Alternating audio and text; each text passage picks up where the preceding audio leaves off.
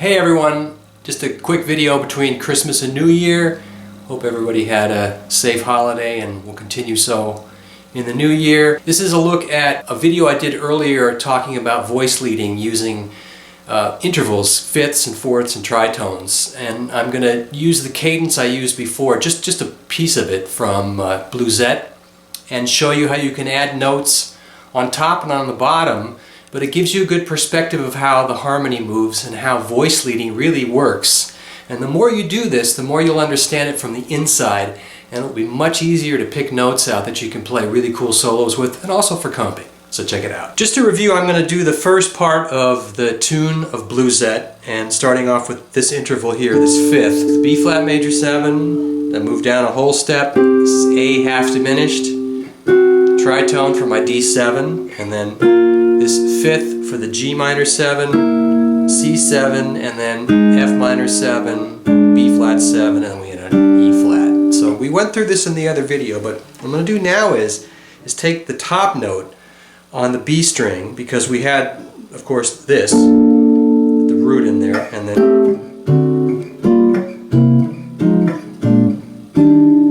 But now I'm going to take the B string and I'm going to add the 9. So I have this voicing right here. And this is actually, if you know this one, the B flat major 9. So now when I move this shape down, this is actually the half diminished. This is the flat 9 of your... And then we go to the next shape, which is this. This is now a triad, and this is for D7. Now I'm not playing anything altered. I could, but I'm not in this case.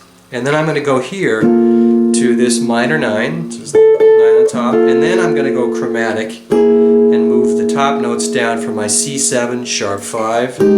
Same shape as the G minor 9 for the F minor 9. Same thing as the C7, now for B flat 7, sharp 5, and then ending here. And the first shape that I start with is the shape that I end with. So I've got this one, and I'm ending here, just for this part of the cadence. So again, the chords are B flat major 7, A half diminished, D7, G minor 7, C7, F minor 7, B flat 7, E flat. And of course, using the extensions of the 9 and whatever, give it a little different timbre. But now, I want to look at this fifth, which is in there, that's the 3rd and the 7th. If I invert this, I get a 4th.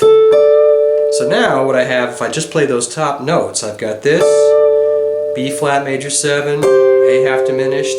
Now there's my tritone for the D7, and then I've got G minor 7, C7, F minor 7, B flat 7, and then I end here on E flat. This is just taking that note up an octave, and it doesn't really make sense to play the 5th and the 4th, because I'm just going to get repeats of those notes. So what I'm going to do now is, for this 4th interval, I'm going to take that D string and I'm going to add a note to it. So I'm going to find myself having chord shapes that we know here, like this B flat major 7. There's a D minor triad here, and I move down a whole step. There's A half diminished. Now for the dominant 7, I've got a couple different options. If I make that tritone, I can keep the D in the bass and have the root in there, which is fine. If I want the flat 9, I could do this. So I would have either this or this.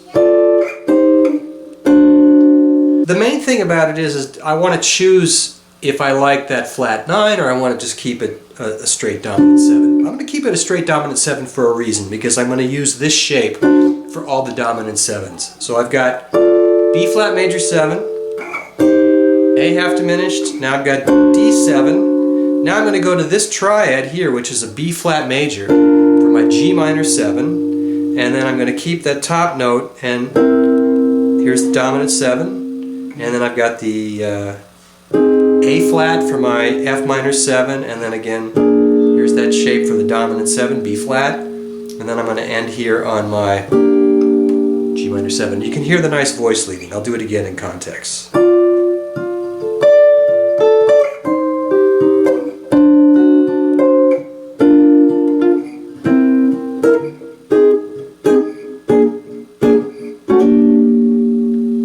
And it's a good way to learn what's happening voice leading wise If I separate those notes and play them as lines,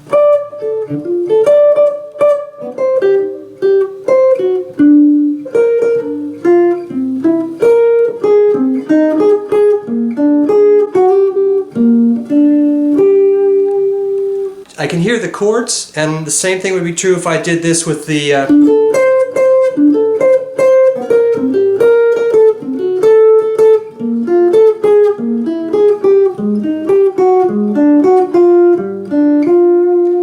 Now the difference is that I have more chromatics going on when I have those altered dominants, and you'll find that the voice leading of some of the strings are going to be more chromatic, some are going to be more diatonic, but you really want to just focus on what's actually happening in the chord when I move it, because this is something that when you're playing block chords, it's very hard to see and it's extremely hard to hear. But if you can break it down so you can see and hear it in real time, you can make some really nice connections and make your lines sound much more in the pocket of what's happening harmonically. I want to wish everyone a safe and happy new year, and I'll see you in 2022.